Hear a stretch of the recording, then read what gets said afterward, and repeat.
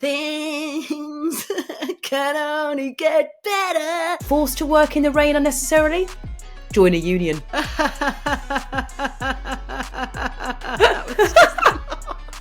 It's laugh. It's the people on the planes and the whack bamboo. I want to get the people on the planes and the whack bamboo. Skydiving, motorcycling, fast catamaran sailing. Do you know how to drive one? No. I know how to drive a coach. Okay, let's do that.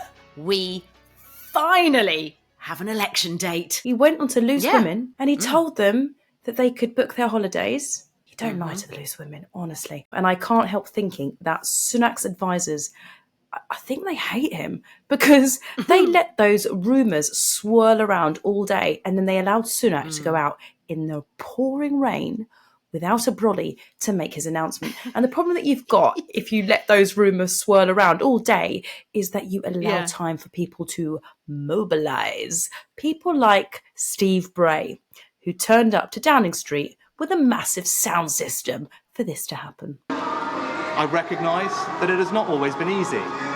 Some of you will only just be starting to feel the benefits, and for some, it might still be hard when you look at your bank balance. Not yours. Your bank balance is excellent. My kids, they're 17 and 19. One had come from school, one had come from work, and they were playing Things Can Only Get Better. Timeless. Because they knew. And I was like, yeah. And I just came out dancing at the kitchen and we had a little dance in the kitchen. It was so good. So Bless. I just don't know what the thinking was with the rain and being sodden and not having an umbrella. Do you think he was going for like, Hugh Grant when he turns up and he's all like all romantic and like drenched and fighting for what he loves? I reckon they thought, if we hold an umbrella over him, it's going to feed into the narrative that he has a butler and that he has like staff, and it just looks a bit like privileged man having a brolly held over him. If he'd had mascara on, it would have been even better because it would have just been like running down his face. Tracks of my tears. There's an account on Twitter that pretends to be Larry the Cat, which tweeted, "Lots of people asking me where I was when Sunak announced the election. I was inside because it was raining. Only an idiot would have got out in that." And quite tactically, Trades Union Congress on Twitter wrote, "Forced to work in the rain unnecessarily? Join a union." Why now? Why announce it now? Why the 4th of July? Because what we're hearing from quite trusted sources, so the likes of Rory Stewart, who is speaking to these veteran Tories, and they're saying they've got no idea whatsoever behind the timing. I reckon his wife's just gone, turn it in, mate. I can't handle this anymore. And I reckon he's had enough. I reckon genuinely, as a human being, he's like not enjoying this anymore. Now, Nadine Dorries, okay, she tweeted something. I thought, what's she on about? But actually, I thought, she was saying that if they wanted to get their kids into school in America, they need to be off skis now. If they waited, they've missed that whole thing for applying. The boats are all coming over. The planes were never going to take off. There isn't any money to make tax cuts. He's just gone, sod it. I'm done. I've had enough. Yeah. Sunak, of course, is saying Labour doesn't have a plan. But as Roger Quimbley pointed out on X, says the man who hadn't checked the weather forecast. And actually, to be fair to Labour, as I said before, they were off the starting blocks. It's like they were like, come on, like, when horses are like pouring the ground, ready to go, ready to race. It's time for change. Britain is a great and proud country. But after 14 years under the Tories, nothing seems to work anymore. It was Rachel Reeves in the background on the electric guitar.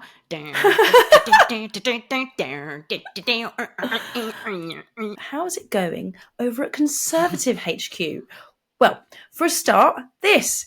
And what you're about to hear is a clip of Sky's political correspondent, Darren McCaffrey, being forcibly removed down a corridor and away from Sunak's campaign launch event. And I'm being forcibly removed.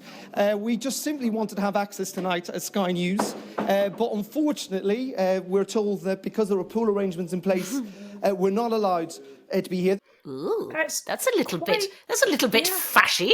Yeah, I mean, incredible. So just to remind you all, it was last month when Sunak, in his speech, said, "It is more important than ever to support the freedom for journalists to inform, investigate and report without fear or favour." I think having journalists just wrestled by force out of your room is a great look. It's really nice. It's a little bit Putin, isn't it? It's Again, I'm thinking, are these his advisors going, yeah, just get him to do a bit of rough and tumble with the Sky News journalist. That'll work wonders for him. Yeah, who's allowed in? Just GB News and the Express. That is it. They're the only ones left who care. And they don't. They're pushing reform. Exactly. This is Sunak on the first day of his campaign trail. But basically, he's asking the locals, the Welsh locals, and in case you don't know, Wales didn't qualify for the Euros this year, everybody. Here he is asking them about the Euros. Is he looking forward to all the football? Not so much my bag. But, Well, you get people in. No, but that's because you guys aren't in it. Well, to get people out, there'll be people coming. It'll be good summer to support England at least. Yeah. Are you looking forward to all of the kicky ball? Kicky ball? It just doesn't sound normal.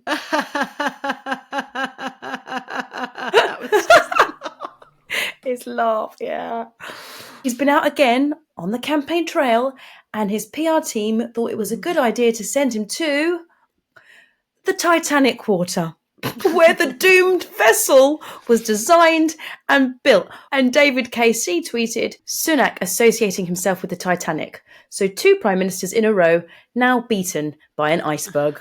Alex Andrew liked this clip, which was posted by Accidental Partridge, because he wrote, I can't stop laughing. I talked about being a son of a pharmacist. So now, those of you who have young kids, or even if you have an ear infection. How many times have you heard him talk about that? Yeah. He was also this hedge fund dude that was involved in the financial crash. So talk about that, Rishi. Never mentions that bit, does No. he? So Adam Bienkov tweeted. So Rishi Sunak just took a question from a high-vis jacket-wearing man at a campaign event in a McVitie's warehouse. It turns out that the man is actually local Conservative councillor Ross Hills. And Hills has just admitted to me to being asked to appear at the event. And it was actually reported almost with a little warning from Channel 4 News. We've got some time for some questions. Let's open it up. Who's got some hands up? Right, OK, let's start there and let's go there. Brilliant. Right. So, thank you and welcome to Area Wash. In distribution centre, it turned out 2 questioners in high-vis jackets didn't actually work there, but were specially invited Tory councillors. Right, you had a question. Yeah. Prime Minister, well, thank you for coming to Area Wash this morning. I imagine you're a pretty busy guy right now. A reminder that not all is as it seems in election staging on your screens for the next 6 weeks. And do you know what that is right there as well? Integrity, professionalism and accountability. Jeremiah, that was at every level. Someone did say, because it happened in a McVitie's warehouse, that, McVitie's allowed this to happen and you should boycott McVitie's. And I was like, whoa now. No. Let's not get carried away here. Literally, a plain digestive is my very favourite biscuit. Don't take that away from me. Paul Kent tweeted, if I shook hands with a Tory, I would count my fingers afterwards. Yet another amusing thing to talk about. So Piers Morgan did an interview with Rishi Sunak quite recently. And in it, it was extraordinary. He actually managed to get the Prime Minister of the UK, it was the tackiest thing ever, we covered it in the trawl, to shake hands on a bet saying that he'd get the planes taking off before an election. Have a listen. I'll bet you £1,000 to a refugee charity you don't get anybody on those planes before the election. Will you take that bet? Well, I want to get the people on the planes, right? Of course I want to get the people on the planes. £1,000. Right, I want to get the people on the planes. I love that. It's the people on the planes and the whack bam boogie. I want to get the people on the planes and the whack bam boo. So anyway, Piers Morgan has gone on social media and gone, all right, mate, you owe me £1,000 for charity. A multi-millionaire, tetchy old Sunak has said, no. Someone called Dave Jones wrote, quite right, Rishi Sunak. Screwing the Red Cross out of £1,000 on a technicality is definitely the best way to handle this. Certainly a vote winner. Yeah, it just makes you seem like a lovely guy. Journalist Christopher Hope reported that the Tories have got 93 vacant seats and the election is just 6 weeks away. What are they going to do? I'm now seeing sort of some kind of van going around the country with Therese coffee and Suella Braverman in it going, yo, stand for the Conservatives. No, I don't want to. I don't want to. Do it. Right, let's briefly chat about the Reform Party, or rather, let's take the piss out of Richard Tice's Reform Party. And he's striding through a hall. Oh, Tim, nice bit, Tim. Looks like a Foxton's estate agent. And it says, we're ready. And then it says, Reform are ready for the general election on the 6th of July. It's only two days out. Yeah. What I loved, there was lots of encouragement. It was really kind, lovely encouragement on X with people telling Reform voters they absolutely must go out and vote for their party on the 6th of July. He's already been on Newsnight and on BBC Breakfast. And I'm just like, why? Why? He is 2 seats Tice. Why is he on there? Where are the Lib Dems? Where are the Greens? So Steve Baker is the man that called himself the hard man of Brexit. Yeah, that's how he sees himself. And this was posted by Accidental Partridge. It's beautiful. Only the Conservative Party can stand for freedom and sort out the problems that we face. What do you want to do if you're not an MP? Skydiving, motorcycling, fast catamaran sailing. Cage fighting, cliff diving, bull riding, whitewater rafting. Because I'm a lad. Yeah, I'm such man a of Brexit. Yeah, I'm going to do really fast catamaran racing, whatever the hell that is. Skydive, jump out some planes, and just sit and contemplate how well Brexit's gone, and just think, yeah. Get on a dating app, try and find a date. Are you talking about you now or Steve Baker? Is that you? I don't know which point it went from Steve Baker to Gemma Forte. Segued into sitting around in my pants on dating apps. Projection going on there. Do what? I'm just going to have a laugh with Mark Francois. Me and Mark Francois going to go out, get a few ales. You know, we might both wear our short sleeve shirts because it's summer. Yeah, no ties. Oh, yeah. It's really... Pens in your top pocket. Yeah, living life on the edge. Oi, Mark, what are you up to tomorrow? Fancy a catamaran? Only if it's going to go really fast. Yeah. Can you, do you know how to drive one? No. I know how to drive a coach. Okay, let's do that.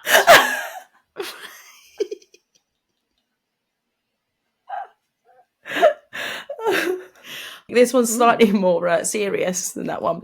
It's a clip of someone from BBC Question Time in the audience, and it's when the show went to Coventry just after the election announcement. I think you need to read the room a bit. When you said that you've delivered for the country and that the economy's turned the corner, people around here laughed at you because no one is feeling it. You know, you take a walk now through Coventry city centre, it's changed. I mean, people having to choose between heating their homes and feeding their kids. The NHS is on its knees. Knife crime and youth violence is rising all over the country. Your party has let us down over the last 14 years. You're going to lose terribly, and you're going to deserve to lose. Yay! You Clap know that, what I clap love? that. I love that clip because you can really hear the emotion in his voice. It was slightly shaky at the end with emotion and anger. Caitlin Moran tweeted, and the treats keep rolling in. Confirmation we'll all be able to watch Jeremy Hunt lose his seat around 4 a.m. on July the 5th. God, I'll be so drunk by then. And Nick Pettigrew tweeted, it's entirely possible this summer could have Glastonbury, England winning Euro 2024, and the most hated government in living memory being voted into oblivion, all within a fortnight of each other. I hope the nation's off licences are making plans. By the time Jeremy Hunt loses his seat, if he does, pray God, I mean, I'll be out of control by then, Marina. I'll just be like a sort of horrible beast. I don't even know what will be coming out of my mouth. But I look forward to it sincerely.